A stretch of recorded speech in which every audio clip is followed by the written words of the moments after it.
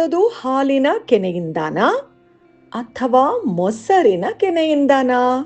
ನಾವೆಲ್ಲ ಏನು ಮಾಡ್ತಿದ್ವಿ ಅಂದರೆ, ಮುಂಚೆ ಹಾಲನ್ನು ಹಿಂದಿನ ರಾತ್ರಿ ಕಾಯಿಸೋದು, ಚೆನ್ನಾಗಿ ಕೆನೆಗಟ್ಟೋವರೆಗೆ ಕಾಯಿಸೋದು. ಸ್ವಲ್ಪ ಬೆಚ್ಚಗಾಯಿತು ಅಂದರೆ ತಣ್ಣಗಾಗಿ ಅಥವಾ ಒಂಚೂರು ಬೆಚ್ಚಗಿದೆ ಅಂದಾಗ ಅದನ್ನು ಫ್ರಿಡ್ಜಲ್ಲಿಡೋದು.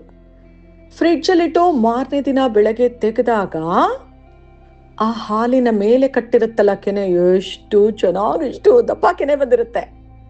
ಅದನ್ನು ತಗೊಂಡು ಒಂದು ಕಡೆ ಶೇಖರಿಸಿ ಒಂದು 15 ದಿನಗಳ ಆದಮೇಲೆ ಅದರಿಂದ ಬೆಣ್ಣೆ ಮಾಡೋದು, ಬೆಣ್ಣೆ ಕಾಯಿಸಿ ತುಪ್ಪ ಮಾಡೋದು. ಎಷ್ಟು ಸಿಂಪಲ್ ಅಲ್ಲ ಪ್ರೋಸೆಸ್ಸು. ನಾವಿದನ್ನು ಮಾಡ್ತಿದ್ವಿ. ಬಟ್ ನಾವು ಮಾಡೋ ತುಪ್ಪ ಇದೆಯಲ್ಲ, ಅದು ತುಪ್ಪ ಅಂತ ಕರೆಸ್ಕೊಳ್ಳಲ್ಲ. ಮತ್ತೆಂತ ಕರೆಸ್ಕೊಳ್ಳೋದದು? ಘೀ ಆಯಿಲ್, ತುಪ್ಪದ ಎಣ್ಣೆ.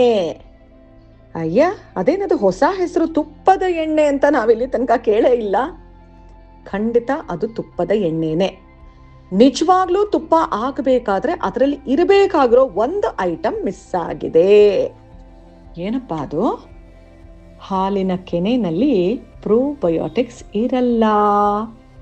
ಅದೇ ಮೊಸರಿನ ಕೆನೆಯಲ್ಲಿ ಹಾಲಿಗೆ ನಾವು ಹೆಪ್ಪಾಕ್ದಾಗ ಆ ಮೊಸರು ಆಗೋ ಪ್ರೋಸೆಸ್ ಅಲ್ಲಿ ಏನಾಗುತ್ತೆ, ಫರ್ಮೆಂಟ್ ಆಗುತ್ತೆ, ಹುದುಗತ್ತೆ ಅಲ್ವಾ, ಮೊಸರು ಹೆಪ್ಪಾಗತ್ತೆ.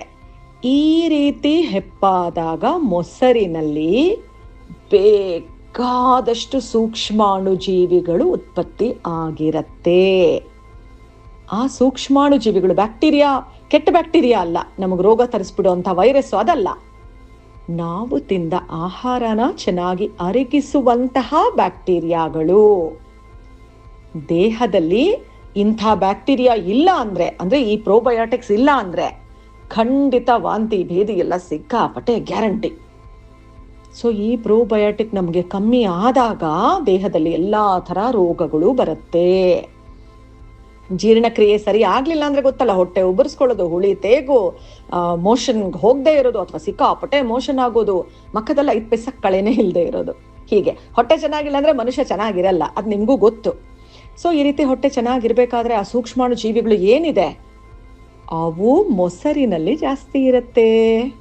ಹಾಗಾಗಿ ಮೊಸರಿನ ಕೆನೆಯಿಂದ ನೀವು ಬೆಣ್ಣೆ ತೆಗೆದು ತುಪ್ಪ ಮಾಡಿದ್ರೆ ಅದ್ಭುತವಾಗಿ ಅದು ತುಪ್ಪ ಅಂತ ಕರೆಸ್ಕೊಳ್ಳುತ್ತೆ. ಈ ತುಪ್ಪನ ತಿನ್ನೋದ್ರಿಂದ ಆರೋಗ್ಯಕ್ಕೆ ಎಷ್ಟು ಲಾಭ ಇದೆ ಗೊತ್ತಾ?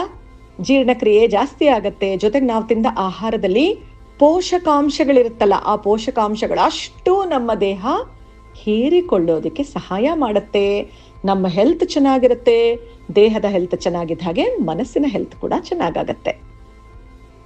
ಸೊ ನೆಕ್ಸ್ಟ್ ಟೈಮು ತುಂಬಾ ಈಸಿನಪ್ಪ, ಹಾಲಿನ ಕೆನೆ ತೆಗೆದ್ಬಿಟ್ಟು ತುಪ್ಪ ಮಾಡೋದು ಇನ್ಮೇಲೆ ಮಾಡೋಣ ಅಂತ ದಯವಿಟ್ಟು ಅನ್ಬೇಡಿ.